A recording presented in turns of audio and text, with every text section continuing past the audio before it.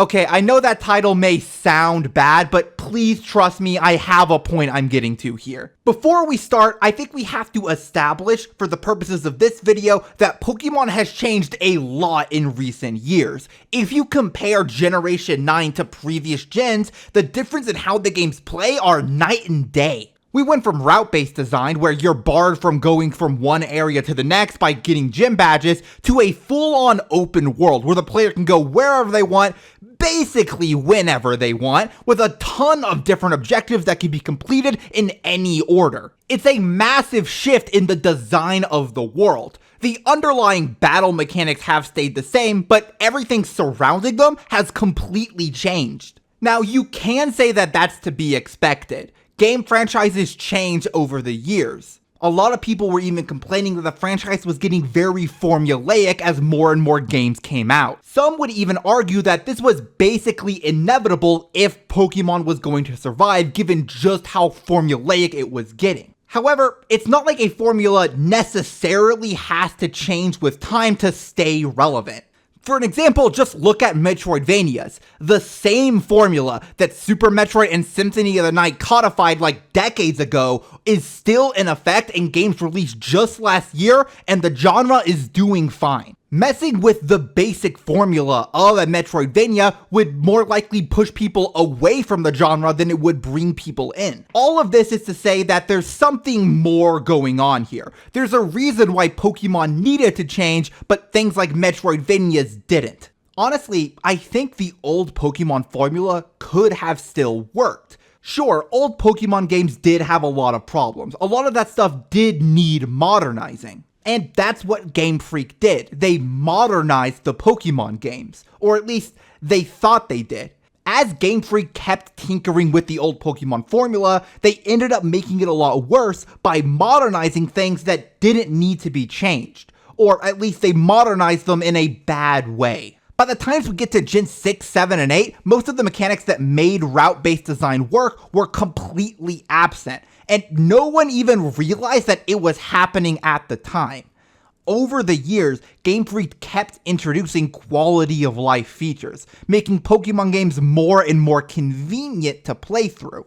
However, what they were actually doing was just removing all of the texture from the games. A lot of the things that people saw as merely annoying archaic game design decisions were very much intentional and very important to how old the Pokemon games functioned. And by removing them, while you do make playing through a Pokemon game a lot more convenient, you lose far more than you gain. Once you remove all of these mechanics, all you were left with was a hollow shell. And at that point, there's really nothing left to do besides shift genres entirely. And nowhere is this gaping absence in later route-based Pokemon game design more apparent than in the removal of HMs. So yes, while Pokemon as a franchise is still going strong, and arguably this design shift is an improvement, I still strongly believe that the removal of HMs killed route-based Pokemon. Considering how big of a deal the shift in gameplay styles is to this video, it's actually really fortunate for us that we have a bit of a case study for this shift in direction in the game's Sword and Shield. Gen 8 is probably the weakest generation of Pokemon in terms of just playing through the games, and that's for a very obvious reason. This generation was split halfway between the classic formula of route-based design and the new direction of open-world design with its wild area. And splitting its attention between these two gameplay styles did nothing but make each of them individually weaker. In the words of Ron Swanson, you should never half-ass two things, whole-ass one thing. Sword and Shield was very much half-assing two things. The route design in Sword and Shield is really fascinating to talk about though, because in some ways, it has some of the most interesting route design in the series. The actual things that show up on these routes are super cool. You have the Carkol running down the tracks, the Phalanx walking through all these holes in formation. I think the way this one cliff route looks is really cool. Overall, despite having some rough graphics at points, the design of these routes is very visually interesting, far more so than any of the routes designed in older games. But despite all of that, nobody cares about or remembers these routes at all. And people do remember the old routes in Pokemon games. They remember the wild area in this game, despite it being a big empty sandbox with almost nothing of note actually in it. Now, the reason why everyone forgot these routes is a bit multifaceted, but it really does come down to the fact that despite sometimes looking good, they're just designed horribly. A lot of the routes are literally just lines with some tall grass and trainers in them. You could argue that this also applies to the earliest routes in other games, but they at least quickly grow in complexity. They often had branching paths with closed off routes that you couldn't access until far later in the game sprinkled around them, even in pretty early routes. This forced players to at the very least pay attention to the routes to learn what they looked like, because otherwise they'd get lost at some point. Fundamentally, every route in Sword and Shield is a straight line with a couple of branching paths here and there to find items in, with basically no variation in gameplay.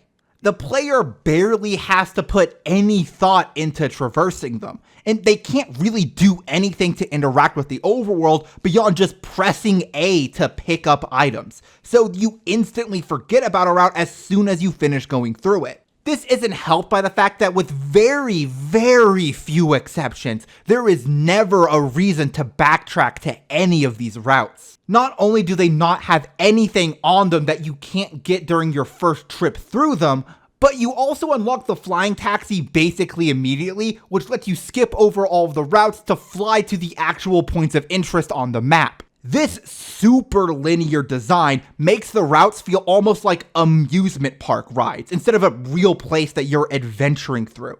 Like, sure, they have cool stuff in them, but they feel fake and contrived. This actually applies to the entire region because the entire region is also just as linear. There's no way to go back and forth between things besides going through the wild area, so the entire world is just a straight line that you walk through. This has admittedly been a problem with Pokemon games for a while. They strayed so far away from non-linearity after Gen 2 that the world started to just become lines, but it's at its worst in Gen 8. Honestly, this is one of the things that annoys me the most about newer Pokemon games. This pervasive feeling of inauthenticity. And I don't mean like the games feel more corporate now, even though you could argue that they are. I just mean that they all feel fake, like you're not in a real place. Somehow, despite being so much more primitive, a lot of the older Pokemon games made their worlds feel so much more real than Sword and Shield did. And honestly, in some places, even more so than the newest Pokemon games. And that's all thanks to the power of abstraction. No, not that kind of abstraction. I mean in like a more general sense. This is going to be a bit of an aside, but in the earliest days of making video games, developers didn't have the ability to fully represent what was happening in their games. You couldn't 3D model anything, and drawing the sprites to represent an entire 3D area was just impossible. Not to mention all of the characters and objects that would be inside that area. Instead, they had to rely on 2D art and visual design to suggest the presence of things that couldn't be directly shown to the player. One example that keeps coming to mind for some reason is this part in Undertale where you're walking through New Home and you see all of these buildings in the background. These buildings don't exist in the game. You can't go to them, but they still imply the existence of a larger community in the underground than what you can physically see. This is something that you see all over the place in older games. This same thing can be extended a lot further. Most of the cities in old Pokemon games only consisted of a few buildings, and while some people will ask where everyone is, I think most people understood that the cities of Pokemon were more representations than literal depictions of these places. You know, the cities were supposed to look like how they looked in the anime, with a whole city and tons of places for people to live and all of these necessary buildings and infrastructure. You just didn't see that in the game, because why would you? There's no point. However, once you step out of the realm of 2D and into 3D, you have a lot less leeway to let the player imagine things that they can't physically see. I think most people would agree with me when I say that Castelia City in Generation 5 feels larger than Lumio City, because Castelia City is more of an abstraction of a large city than a literal representation. Again, in 3D, you just don't have the luxury of doing that. This is why the cities in Scarlet and Violet feel so barren. They're just buildings that you can't go into, and not even enough of them to be a whole city at that. I think some people will say that I'm making a mountain out of a molehill here, but I really do think this has a huge impact on how the player looks at a game. Again, we have a great case study in Brilliant Diamond and Shining Pearl. BDSP is trying to be just as representative and abstract as the original games, because it's just doing the exact same things that those games did and not thinking about it. They even went through the trouble of making different models for the player when they're in battle versus when they're in the overworld. And despite being a one-to-one recreation of the old games, but just in 3D, they just feel so much smaller. Now, a big part of this is because they are just very ugly and they didn't put much money into it, and maybe this could have worked if they had tried a lot harder. I mean, I think the Link's Awakening remake did kinda pull this off, but that's because it was very stylized despite being in 3D, and the style they went for was very arts and craftsy. It kinda made sense that it felt fake in that instance. I'm yapping a lot here, but the point is that the older games sort of represented the idea of going on a big adventure, giving off that feeling through clever use of mechanics and simple sprite work, whereas the 3D games have way less ability to skimp out on the details in this area. Okay, so that's cool and all, but like, what does that have to do with route design? Well, not only do HMs have a huge role in route design, as we'll discuss shortly, but they also serve to fix an issue in early Pokemon through this use of abstraction. You see, old Pokemon games had a bit of a problem. Due to technical limitations and whatnot, the game was split into two distinct types of gameplay. You had the overworld and you had battle, and they in no way mixed with each other. On top of that, the Pokemon, the mascots of the game, and the thing the people need to catch all of, they only showed up in battle. You just couldn't do anything with them in the overworld. This ran the risk of sort of cheapening the main appeal of the games, so they had to find some way to connect these two things. HMs are the biggest way that they connected battle to the overworld. Rock Smash wasn't just an attack your Pokemon could use in battle, it also was a way that you could interact with the world around you. Teleport didn't just let you run away from a battle, it also literally teleported you to the Pokemon Center. You get the idea. It made you feel like your Pokemon were real in a way that nothing else in the game did. This wasn't the only way it created a bridge between battle and the overworld, though. It also connects what moves you have in battle to where you're allowed to go in the world, or at least changes how you interact with that world. If you want to get an item behind a rock or a tree, you have to have a Pokemon with one of those moves available. Sometimes, to progress at all, you'll have to go find a Pokemon that can learn a certain HM. It meant that your Pokemon could do something besides just battle during the game, which is really important since most of a player's time in Pokemon is going to be spent exploring, not battling. This is one of the reasons why future generations of route design games felt so empty and barren. Without HMs to lock off certain areas, there's no real gameplay to be had while exploring. It's just walking in different directions because you can't be meaningfully gated from different areas. Now, this is where I want to talk about a common complaint with HMs, or the common complaint. People love to complain about how annoying HMs are because you have to have an HM slave or put bad moves on your Pokemon and how it restricts their team building. And like, that's the point. HMs are one of the ways that old Pokemon increase difficulty that people refuse to acknowledge as difficulty. And instead they simply view it as archaic design or something.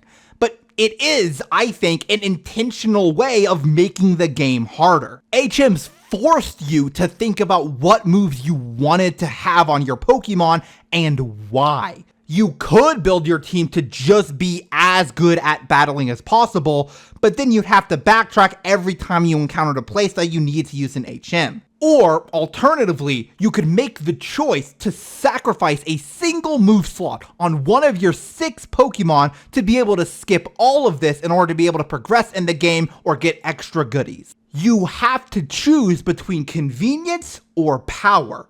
This effectively made the games harder. People will say that the old games weren't that much harder than the newer games, and they'll point to major fights in their movesets compared to what's available at that point in the game and point out that, outside of a few egregious exceptions, they aren't that much different to how things were back in the day.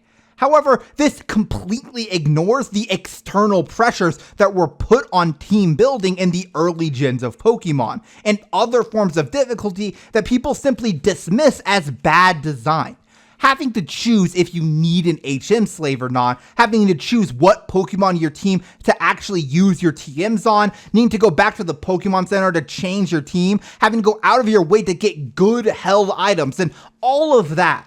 All of these were ways that the older games did increase difficulty. Now, there is an objection to this idea, namely that these things didn't actually make the game harder. They just made it take more time.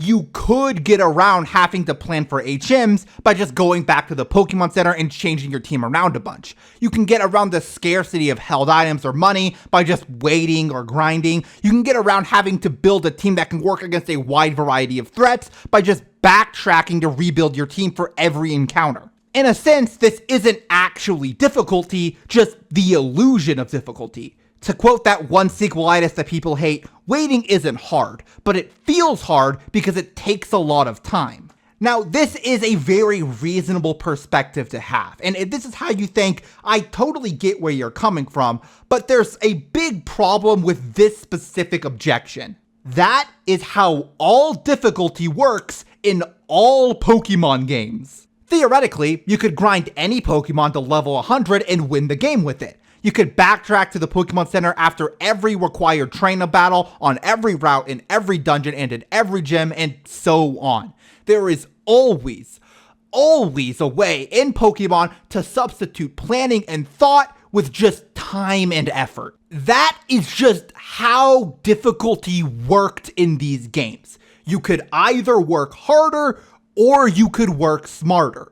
And how you approached each problem the games presented to you was kind of up to you. There is never a point in a Pokemon game where you are forced to solve a difficult puzzle with the battle system. You are never forced to come up with a specific strategy to counter what your opponent is doing, or really put any thought into how you build your team at all. You could find Protect or Dig to counter Norman slackings, or you could just grind until you can beat them normally. Now, to be clear, I don't think this design philosophy justifies all of these decisions. There are definitely a number of changes I would make. For example, I think friendship evolutions are just very time-consuming and not particularly interesting. However, the point that needs to be made here is that a lot of these so-called quality of life buffs that later games gave you did have downsides in terms of game design. Game design wise, the biggest downside of removing HMs is that the player no longer has a meaningful way to interact with the overworld. This is the final and maybe the most important thing that HMs did for early Pokemon games. They gave the designers a way to gate progression or introduce side quests on routes that were natural, easy to understand, and meaningfully integrated into the rest of the game. Looking back at Sword and Shield, so many of these alternate paths where you get items would absolutely have had a rock or a tree you had to cut in past games. However, since we got rid of those HMs, now they're just a path that you can walk down, I guess. I mean, sure, that saves you the headache and annoyance of having to plan around HMs, but in exchange, you lose any texture or meaning that route design could have had. The only threats the game has to throw at you now are trainer battles and wild Pokemon. And those are going to be on the main path on the route anyway, so it's not like they can really use those to block off alternate paths. This also reduces all of your traversal and adventuring down to just walking or biking around. You no longer have to work to discover anything, because you don't have to backtrack once you get a new HM or uncover a part of the world that other people couldn't go to because they didn't have the Pokemon or badges to get there. Some will claim that ride Pokemon are a substitute for this issue, but if you say that, you should just stop talking. Ride Pokemon completely failed to replace HMs for a number of reasons. They don't make the game harder, they don't connect the overworld to the battle system, and most importantly of all, you aren't interacting with your Pokemon when you use a ride Pokemon. When you surf in an old game, you aren't hopping onto some rando's Lapras to get across a lake. You're on a journey with your Pokemon that you caught and you raised and you taught this move to master your environment. HMs are the best way, right behind following Pokemon, to make the connection between the player and the Pokemon feel real. Imagine if you actually had to go on a journey in the Pokemon world. Maybe if you wanted to start a fire, you could have your Chimchar light it for you. You needed to catch a fish, your Pidove or Oshawott could go catch one for you. If you really needed to cut through some dense vegetation, your Scyther or Gallade could help with that. Pokemon never got to the point of fulfilling that fantasy, but HMs were the closest we ever got. The fact that not only did the Pokemon you caught matter, but the specific moves you taught them affected how you could interact with your environment meant that this system was so much more involved and deep than anything the games tried to use to replace it. Now, with all that said, I simply can't make this video without acknowledging the issues with HMs, and there are a lot of them. The biggest problem with HMs has to be their oversaturation. In Gen 4, you have 8 different HMs. 8! That's the entire move list of 2 different Pokemon in your 6 Pokemon party. Making the player choose a few moves on a few of their Pokemon to replace with an HM is one thing. Making them pick up a Pokemon to use HMs as they travel isn't great, but I think it's fine given what they add. Making the player use 2 entire Pokemon for nothing but traversal is unforgivable. With this many HMs, there isn't a way to team build that isn't overly restrictive or that won't require a ton of backtracking. It's just way too much. Another problem with HMs is that they forced too much homogeneity in terms of team building. Fly, Surf, and the other water type HMs are the main culprits here. A lot of Pokemon can learn Rock Smash, Cut, and Strength to help you get around. That's not that big of a deal. But especially if you're a dumb kid and you don't know what Pokemon learn what moves, if you want to get a Flyer or a Surfer, you kind of just have to get a Flying and a Water type Pokemon. This could be alleviated by telling the player what species of Pokemon learn what move before they catch them, but the game has always refused to do that. The end result is that these HMs forced a lot of players to use the same several Pokemon on their teams, regardless of what Pokemon they actually wanted to use. This is especially bad in games with Dive or Waterfall. Even if you knew that some random Pokemon like Rhydon could learn Surf for some reason, you probably aren't going to know another random Pokemon that can also learn Dive or Waterfall to help you get around. These games did kinda just force you to have at least one water type on your team. On top of all of this, HMs not being forgettable made teaching any Pokemon any of these moves a huge ask. I understand that this was designed to prevent soft locks, but HMs are infinite use, guys. Did we really have to do this? Surely there's some way to design things such that players wouldn't get stuck while also letting them change the moves of their party members. This is also one of the areas where I think the line between difficulty and quality of life can get blurry. In modern games, you can customize your Pokemon's movesets much more easily, but back in the day, you had to go and find move deleters and move reminders and whatnot. It was a total hassle. You could argue that this was a type of difficulty as well, but I think this had very bad synergy with the idea of HMs taxing your move slots. If you did have the tools to customize your moves, but then you had to consider if it was worth learning an HM or not, that's one thing. But back in the day, you had so little control over what moves your Pokemon learned that the impact of HMs felt so much worse. I do wonder how people would feel about HMs if the quick and easy move deletion and move reminder options that we have nowadays were still a part of the system with HMs around, assuming you could delete and relearn HMs whenever you wanted, of course. Being able to switch up your Pokemon's movesets anytime you went to a Pokemon Center would make this entire thing a lot less annoying. There are a lot of ways that this system could have been fixed. A common suggestion, one that I definitely agree with, is just expanding how HMs work and allowing more moves on more Pokemon to fulfill a certain job. Like, really, why can I use cut to cut a tree, but not slash? Why can I use rock smash to smash a rock, but not brick break? Bricks are a type of rock, guys. Just making this system work for classes of moves instead of single specific moves would allow it to fulfill all of the roles it already did, while also making it way less annoying and way more fun to play around with. With all of that covered, some people in the audience will probably still be skeptical. Okay, so maybe HMs had more merit than people thought, but did getting rid of them really kill old-fashioned Pokemon? And yeah, maybe that is a bit of a stretch, but I also don't think that this is just about HMs. The same design philosophy that led to axing HMs led to axing a ton of important things from old Pokemon games that people dismiss as archaic design that are actually really important to how those games played. A good example of this is reusable TMs. I've seen so many people bemoaning TMs breaking after use, but I don't think people realize how important this was to the game's balance. Again, forcing players to make specific decisions about their moves makes the fights a lot more difficult. If you could teach every Pokemon all of their best moves, then defeating difficult fights is obviously going to be a lot easier. The Earthquake TM was, for a long time, a really rare, precious resource that you had to use very particularly. In single battles, which are most battles in a Pokemon playthrough,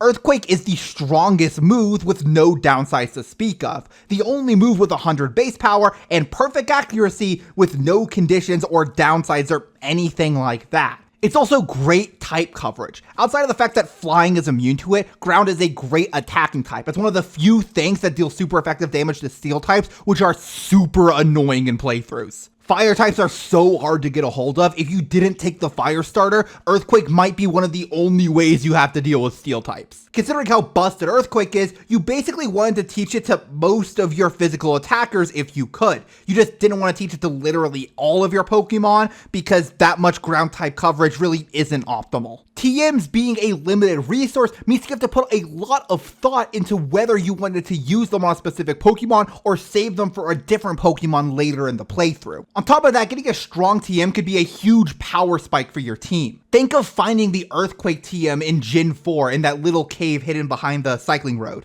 Earthquake is just so busted at that point in the game. Getting to teach it to even one of your Pokemon completely changes the game. It was also something you had to really look to find. It's hard to find the cave where Earthquake is hidden. It made finding it and getting to use it to steamroll enemies feel so much better. And I think it's really important to note that you really couldn't get away with this kind of thing if TMs were infinitely reusable. It would just be too big of a power spike. Letting the player teach one of their Pokemon this move once at this point in the game is already a huge deal. There's no way they could let you use it as much as you wanted. It would just make designing encounters for the rest of the game way too difficult. In Gen 6 forward, TMs are infinitely reusable. You don't have to put any thought into what Pokemon you teach what move. You just have to think, do I want this Pokemon to have this move, and that's it. A lot of the time, they either show up way after they'd actually be good, or they're just massive power spikes whenever you get your hands on them. On one hand, I do kind of like the feeling of making sure that all of my Pokemon at least have okay movesets once you have a ton of reusable TMs.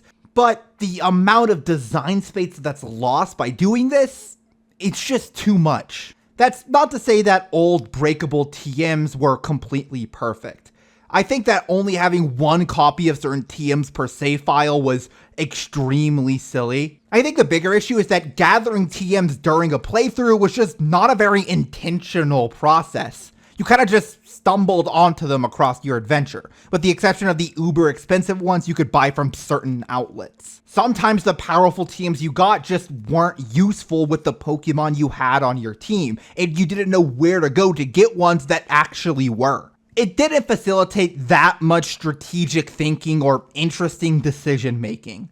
Buffing TMs did make the game easier, but I would have loved a more intentional and interesting system for getting moves on Pokemon than the old way of doing things as well. And that is exactly what Scarlet and Violet did, actually. Here, TMs, or maybe TRs, I forget which, they can be made with materials you gather from wild Pokemon battles. Gathering these materials isn't particularly hard, but this tiny hurdle makes the entire thing so much more engaging.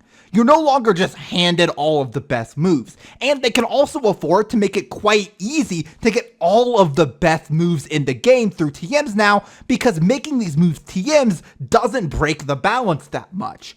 However, it's also not that hard to get the moves you want for a team. You can do it in just a few minutes once you have the whole map explored and know where all of the Pokemon are. This means that you're rewarded for exploring and for filling out your Pokédex, which is, the entire point of a Pokemon game. It also rewards the player for taking the time to prepare and being thoughtful along their journey. And to tie this back into our theme here, I've seen people complaining about this, saying that it's annoying and time consuming, and that the old way of handling TMs, infinitely reusable ones, was way better. And I guess if all you want to do is mash A and automatically win, then reusable old school TMs are the best system for that. But if you like actually engaging with the game you're playing, this is a way better system. It hits a sweet spot between being too annoying and being way too free. Another stealth nerf they made to the game's difficulty was letting you access your PC anywhere in the overworld. In old Pokemon games, Pokemon centers were safe zones, and the world between them was full of danger you had to account for. They're kind of like bonfires in Dark Souls games, except if Dark Souls was way easier. The more Pokemon you had on your team, the easier the game got, because that meant you had more Pokemon that could faint before you white it out. So if we extend this very simple logic that having more Pokemon makes the game easier, being able to switch out your Pokemon anywhere means that you have even more Pokemon that you can use to pad out your team after losing one in a battle. Now, realistically, this doesn't come up that much because, again, the game is very easy, but the existence of this system changes how you have to design the game so much. You can't really try to design areas that slowly wear the player down anymore. You have to craft singular boss battles that are more difficult because it's only in a single battle where a Pokemon fainting actually matters. Or I guess you could just do the very lazy thing of just make it so that in certain areas you can't access the PC. That's also a good solution, Sword and Shield. Good job. Another example of a stealth nerf is the universal EXP share.